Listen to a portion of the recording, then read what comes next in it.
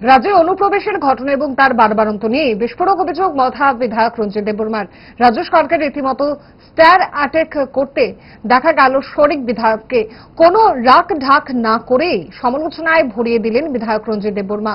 দেখুন কি বলছেন বিধায়ক। মানে প্রতিদিন ত্রিপুরায় বাংলাদেশ থেকে অনুপ্রবেশ হচ্ছে, যারা ধরা পড়েছে তাদেরকে মিডিয়াতে আছে, পুলিশের হেফাজতে আছে, কিন্তু এর বাইরেও আর কতজন ত্রিপুরায় প্রতিদিন যে অনুপ্রবেশ হচ্ছে তার কোনো হিসাব নেই।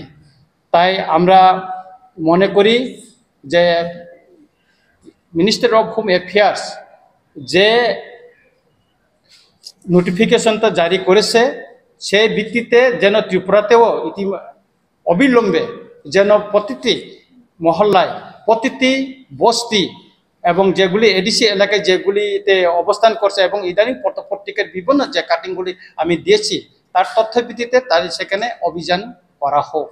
কেননা অবৈধ বাংলাদেশি ভারতবর্ষে কোথাও থাকতে পারবে না, এটা ইতিমধ্যেই ঘোষণা করা হয়েছে।